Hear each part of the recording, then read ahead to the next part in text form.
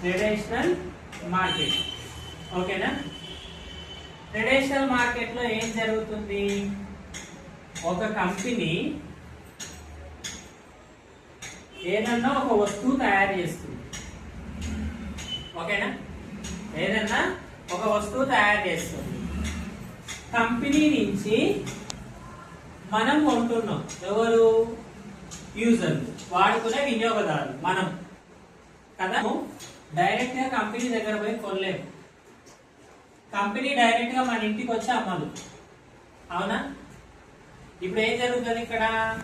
Company నుంచి వస్తువు బయటికి రాగానే క్యారీ ఫార్వర్డ్ ఏజెంట్లు, స్టాకిస్టులు, డీలర్లు, డిస్ట్రిబ్యూటర్లు, హోల్సేలర్లు, రీటైలర్లు, ఇంతమంది చేతులు మారితే గానీ ఆ వస్తువు మనం కొనే షాప్ కో సూపర్ మార్కెట్ కో రావు. అవునా? ఇది ఒక లైన్. రెండోది ఏంటి? బయట మార్కెట్ లో ఏ కంపెనీ అయినా వాళ్ళ వస్తువులకు అడ్వర్టైజ్మెంట్ ఇవ్వాల్సిందే కదా. అది టీవీ కావచ్చు, పేపర్ కావచ్చు, రేడియో కావచ్చు. ఓకేనా? బయట ఎక్కడెక్కడైనా పెద్ద హోర్డింగ్స్ కావచ్చు, రోడ్ల పక్కకి బ్యానర్లు వేసి హోర్డింగ్లు పెడతారు కదా. ఏ రకమైన అడ్వర్టైజ్మెంట్ అయినా కావచ్చు. కానీ ప్రస్తుతానికి టెక్నాలజీ పెరిగింది కాబట్టి ఎక్కువ వస్తుంది టీవీ అడ్వర్టైజ్మెంట్ కదా. ఇక్కడ జరుగుతున్న నష్టం ఏంటి అంటే, ఒకటి అడ్వర్టైజ్మెంట్ల వల్ల నష్టం జరుగుతుంది. ఏంటి ఆ నష్టం? అడ్వర్టైజ్మెంట్ లో నటించేది సెలబ్రిటీ, సినిమా యాక్టర్లు, స్పోర్ట్స్ ఆడేటోళ్ళు కదా. ఈ సెలబ్రిటీలు ఎవరైతే ప్రొడక్ట్ కి అడ్వర్టైజ్మెంట్ ఇస్తున్నారో కేవలం డబ్బులు తీసుకొని ఒక 5 నిమిషాలు ఆ షూటింగ్ ప్లేస్ కి వచ్చి ఆ ప్రొడక్ట్ చేతిలో పట్టుకొని ఇది బాగుంది మీరు వాడుకోండి అని చెప్పేసి వెళ్తారు. కానీ వాళ్ళు ఆ ప్రొడక్ట్ వాడరు. సబ్బుకి అడ్వర్టైజ్మెంట్ ఇచ్చేవాళ్ళు, బేస్కి అడ్వర్టైజ్మెంట్ ఇచ్చేవాళ్ళు, నూనెకి అడ్వర్టైజ్మెంట్ ఇచ్చేవాళ్ళు, కూల్ డ్రింక్లకు అడ్వర్టైజ్మెంట్ ఇచ్చేవాళ్ళు, మ్యాగీలు, బిస్కెట్ ప్యాకెట్లు, సబ్బులు, షాంపూలు, పేస్ట్లు ఏమన్నా కానివ్వండి, ఒక సెలబ్రిటీ అడ్వర్టైజ్మెంట్ ఇచ్చే ప్రొడక్ట్ ఆ సెలబ్రిటీ వాడడు. వాడకుండా కేవలం డబ్బులు తీసుకొని అడ్వర్టైజ్మెంట్ ఇస్తారంటే వితౌట్ ఎక్స్పీరియన్స్. వాళ్ళ వాడకుండా చెప్తున్నారు. అవునా కదా? ఇప్పుడు ఒక విషయం చెప్పండి, వీళ్ళు వాడుతున్నారు, అది మంచిదో చెడో వాళ్ళకే తెలియదు. చెడైతే మనం ఏమైపోవాలి?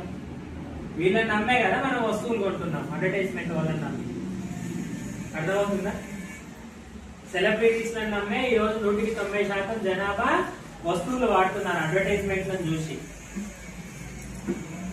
ఇంట్లో సర్కులర్ లిస్ట్ రాసేటప్పుడే సబ్బు నాకు పలానా కంపెనీ కావాలి, పేస్ట్ నాకు పలానా కంపెనీ కావాలి, నూనె నాకు పలానా కంపెనీ కావాలని రాస్తున్నాం. అవునా కదా? మరి ఆ కంపెనీలన్నీ మనకి ఎట్లా అలవాటు అయినాయి అడ్వర్టైజ్మెంట్ లేకుండా? ఒక మనిషి చదివిన దానికంటే రాస్తే ఎక్కువ గుర్తు పెట్టుకుంటాడు, రాసిన దానికంటే చూస్తే ఇంకెక్కువ గుర్తు పెట్టుకుంటాడు. అందుకని 10 సార్లు నువ్వు మనతో వాడిస్తున్నావు కదా. దీనివల్ల ఏం జరుగుతుంది అంటే, తయారు చేసే కంపెనీ మా ప్రొడక్ట్ ఎలాగన్నా ఉండనివ్వండి, క్వాలిటీ ఉన్నా సరే లేకున్నా సరే,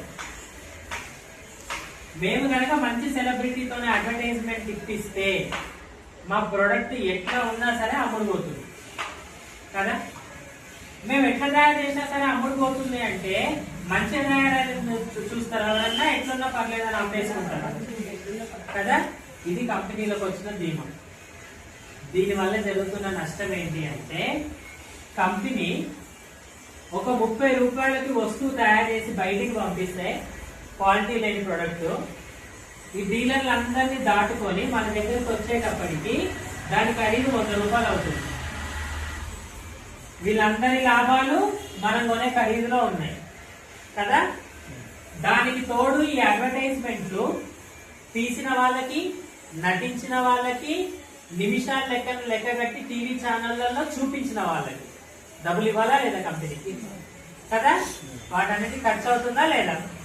మొత్తంగా మనం వస్తువుని కొంటున్న ఎంఆర్పిలో నుంచి, ఖరీదులో నుంచి ఒక 70% అమౌంట్ మధ్యవర్తులకి, ఈ అడ్వర్టైజ్మెంట్లకే వెళ్తుంది. కదా. మరి ఇప్పుడు డబ్బు ఎవరు నష్టపోతున్నారు? వస్తువు వల్ల మనం. ఇప్పుడు ఓవరాల్ ఇక్కడ ఏం జరుగుతుంది? తయారు చేసిన కంపెనీ బాగుంది, మధ్యవర్తులు బాగున్నారు, మేము అడ్వర్టైజ్మెంట్ ఇస్తాం, మీరు వాడుకోండి, మీరు ఏమైనా అయిపోండి, మేమైతే వాడుకోం, మా ఆరోగ్యాలు బాగుండాలి, మీ ఆరోగ్యాలు ఏమైపోయినా సరే.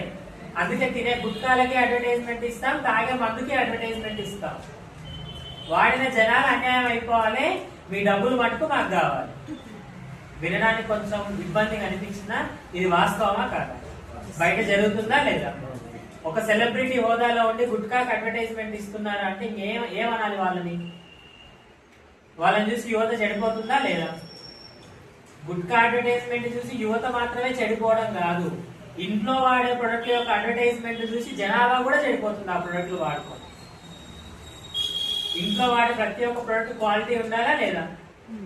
మరి నాన్ క్వాలిటీ ప్రొడక్ట్స్ వీళ్ళని నమ్మి కొనుక్కొని మన కష్టంలో నుంచి 70% డబ్బులు వీళ్ళకి ఇచ్చి తయారు చేసిన వాడు బాగున్నాడు, తీసుకొచ్చినవాడు బాగున్నాడు, వాడమని చెప్పిన వాడు బాగున్నాడు, కానీ వాడుకున్న మనలాంటి వినియోగదారుడు మటుకు డబ్బు నష్టపోతున్నాడు, ఆరోగ్యము నష్టపోతున్నాడు, మళ్ళీ హాస్పిటల్కి వెళ్ళి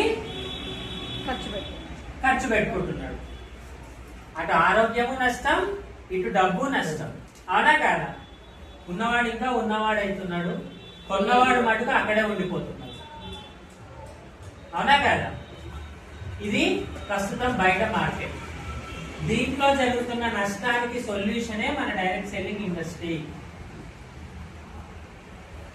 ఇబ్బంది ఉందిగా, నష్టం ఉందిగా, మరి దానికి సొల్యూషన్ కావాలిగా, మనకి ప్రత్యామ్నాయం కావాలి కదా నష్టపోకుండా ఉండడానికి.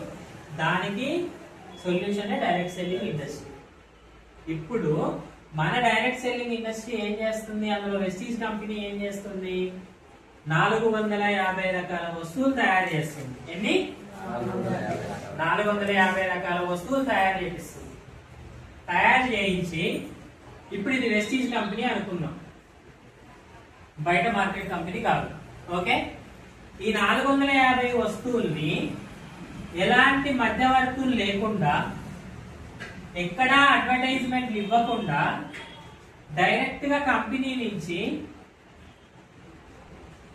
కంపెనీ ఎక్కడైతే స్టోర్లు పెట్టిందో ఆ స్టోర్ కి ప్రొడక్ట్ పంపిస్తుంది. ఓకేనా?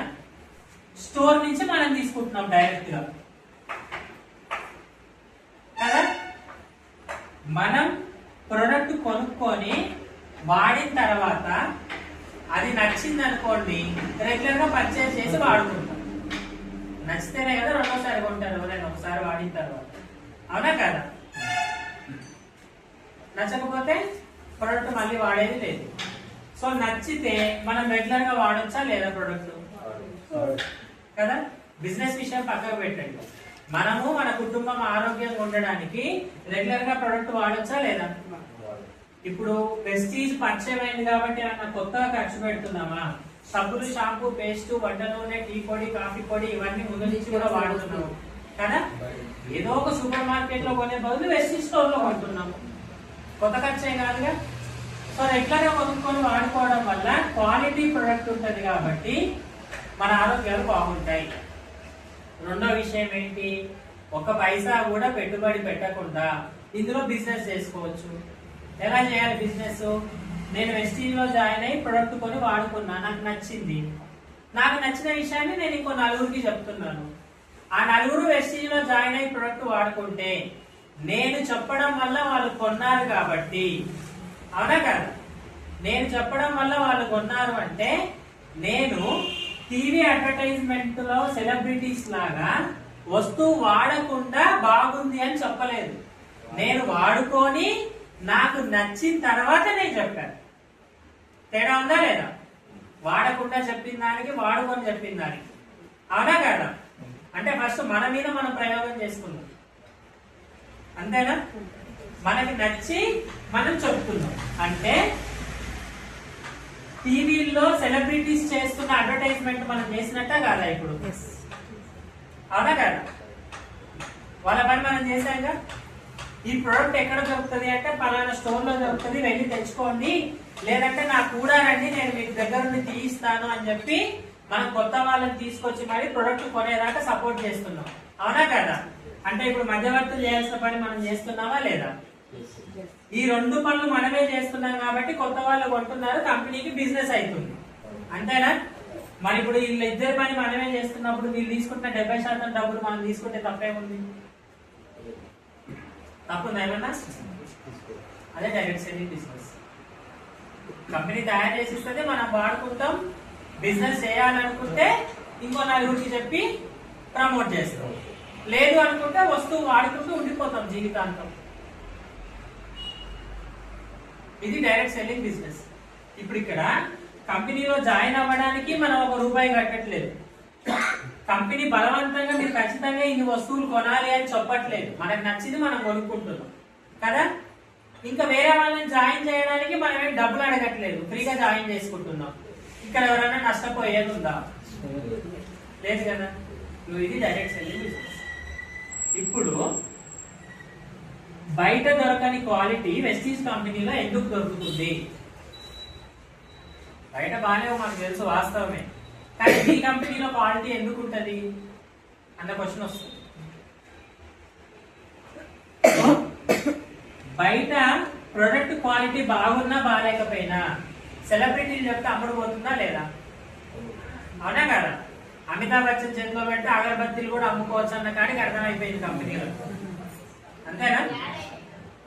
సో ప్రొడక్ట్ క్వాలిటీ బాగాలేకపోయినా సెలబ్రిటీలు చెప్తే వస్తువు అమ్ముడు పోతుంది కాబట్టి బయట క్వాలిటీ లేదు. కానీ వెస్టీజ్ లో నాలాంటి ఒక సామాన్యుడు వాడుకొని మీలాంటి ఒక సామాన్యుడికి చెప్పాలి. నాకు నచ్చకపోతే మీకు చెప్తానా? మీకు నచ్చకపోతే మీరు వేరే వాళ్ళకి చెప్తారా? వాళ్ళు ఇంకొకరికి చెప్తారా? అంటే ఎంత దూరం పోయినా ఎంత కాలమైనా ఇక్కడ వాడుకున్న వాళ్ళు వేరొకరికి చెప్తేనే బిజినెస్ అవుతుంది, అవునా కదా? ఇక్కడ మహేష్ బాబు లేడు, సమంత లేదు, కాజల్ లేదు, అమితాబ్ బచ్చన్ లేదు, సల్మాన్ ఖాన్ లేడు, అవునా కదా? ఒక సామాన్యుడు ఇంకొక సామాన్యుడికి చెప్పాలి. ఎవరన్నా ప్రొడక్ట్ నచ్చకపోతే ఇంకొకరికి చెప్పరు, చెప్పకపోతే బిజినెస్ వెనక్కి వెళ్తుందా ముందుకు వెళ్తుందా? మరి కంపెనీ గ్రోత్ రావాలంటే అందరికి నచ్చేలా తయారు చేయాలా, ఎట్లా పడితే అట్లా చేసినా ఓకేనా? 100% వాడిన ప్రతి ఒక్కరికి ప్రొడక్ట్ నచ్చేలాగా తయారు చేయాలి. అంటే కంపెనీ క్వాలిటీగానే చేస్తుందా, ఎట్లా పడితే అట్లా చేస్తుందా? ఇక్కడ డైరెక్ట్ సెల్లింగ్ ఇండస్ట్రీలో పనిచేసే వెస్టీజ్ కి ఇంకొక దారి లేదు. బిజినెస్ నడవాలి అంటే ప్రొడక్ట్ క్వాలిటీగా తయారు చేసి ఇవ్వాలి. మన బిజినెస్ లో సెలబ్రిటీ ఎవరు అంటే ప్రొడక్ట్ యొక్క క్వాలిటీ, సినిమా యాక్టర్లు కాదు. క్వాలిటీ బాగుంటే అదే మాట్లాడిస్తుంది. ఒక వంట నూనె వాడుకుంటే 10 సంవత్సరాల గ్యాస్ ప్రాబ్లం తగ్గింది నాకు. క్వాలిటీ ఉన్నట్ట లేనట్ట?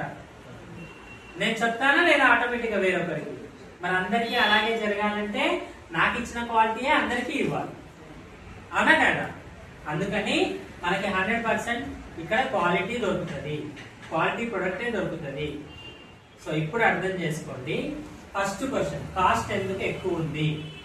వాస్తవానికి కాస్ట్ మనది ఎక్కువ కాదు. ఎవరైనా కాస్ట్ ఎక్కువ ఉంది అంటే బయటి దానికంటే మన ప్రొడక్టే కాస్ట్ తక్కువ అని చెప్పాలి.